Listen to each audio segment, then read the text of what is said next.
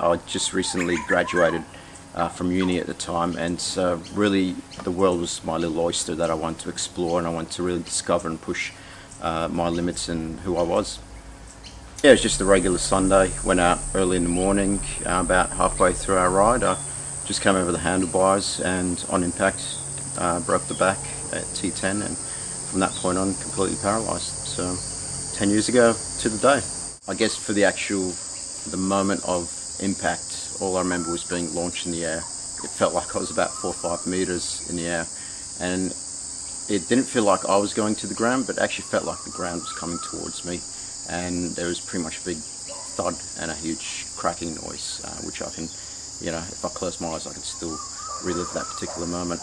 And yeah, it was all kinds of things going on: fear, shock, horror. No one really knew what was going on. I was saying all kinds of weird things. Where my legs gone? It felt like my legs were just sheared off. And luckily, I had my friends there and a mobile phone handy. Luckily, I was also wearing my helmet because that was cracked quite severely at the back. And yeah, I guess really that day just slowly unfolded from the actual accident point to the ambulances arriving, the trip journey to the hospital, getting x-rays and the scans done, and then getting straight into major surgery, which took 5.5 hours to stabilise the back with titanium. So yeah, and I guess that was really the beginning of a different kind of journey for me. Initially, I spent 2 weeks in intensive care at Princess Alexandra Hospital. From there, I spent another 2 weeks in acute care. And then it sort of led up to, I believe it was Christmas Eve, where I went back home with my parents to Perth, where I was pretty much raised and had all my support. Really, the independence didn't really come in until about the 6th week, where I started to learn how to transfer from the bed to a chair and really just able to pick myself up again. And it's probably the same as learning how to walk again, but learning how to use a wheelchair. So yeah, about the 6-week mark, and then really once I was discharged from hospital, that's when I really learned how to re-engage with the community, get back into work, be active again socially as well as with sports and recreation. You're a very positive man, and I have no doubts that there were a lot of dark times. It's a personal question, but whether it was some really dark, tough times? Yeah, well, I guess the shock of it didn't really strike me until I was discharged. So when I went home, that's the reality of being paralysed. What it actually meant was at that point. So I could relate to the things I could no longer do, or the way I had to modify things in my life, both my body as well as the physical environment around me. I guess the first 2 or 3 weeks when I was discharged at home, I'd probably say at one of my darkest points in life. I literally didn't want to get out of bed. I wanted nothing to do with anyone or anything. I struggled just going to the bathroom and taking care of myself. But thankfully, I have very positive parents, very caring and loving parents who helped persuade me to, gradually get out of bed and just be a little bit more active. Any parent that loves their child is going to be traumatized by seeing them wired up in hospital bed, barely conscious, with pipes and tubes coming out in all kinds of directions. I'd imagine that'd be quite terrifying for any parent.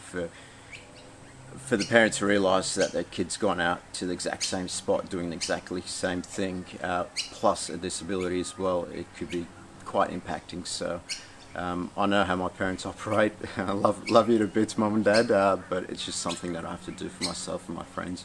I guess the idea of doing a 10-year reunion ride, it's been with me for a while, about 7 years now. And really I thought it's a nice little milestone. I've figured out how my body's going to be coping with the situation. It's given me enough time to actually wait for the right technology to come out and really kit myself up.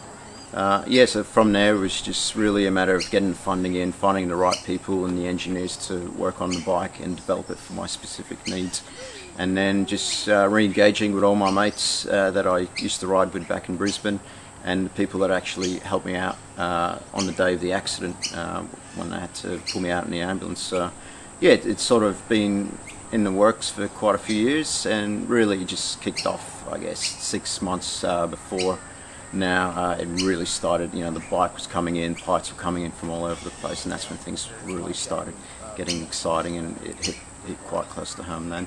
Leading up to it, there was excitement, but the closer I got to the day, the fear started setting in, and on the day, I was quite rattled before I even got on the bike.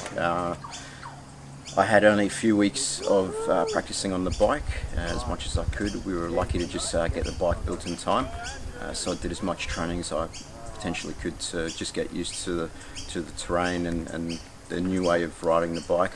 So it's a completely different position for me, which is good. The legs didn't really agree with the clipping in bit, but that's something that we need to tweak around a little bit, and the bike still needs to be refined a little bit more down the track, both in terms of the assistive technology in the bike itself and just my riding style. And my body's sort of saying one thing and my mind's saying another thing.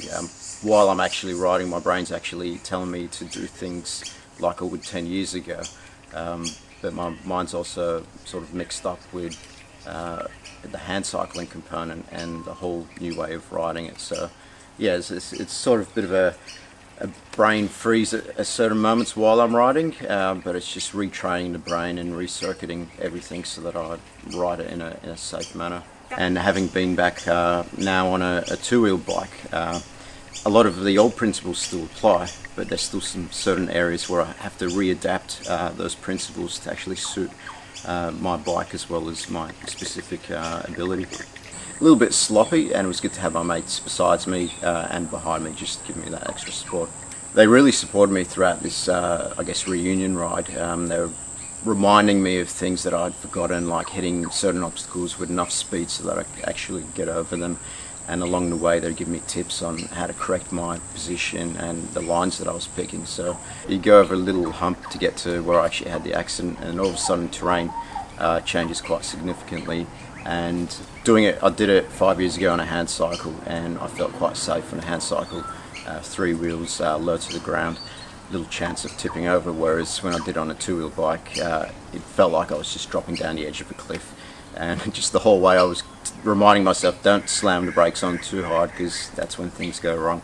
So the whole way down I was just easing on the brakes, and I was just thinking to myself, oh crap, this is what it was like 10 years ago. And 10 years ago I was, being 23 years old. I had a completely different mindset. It felt completely different this time around.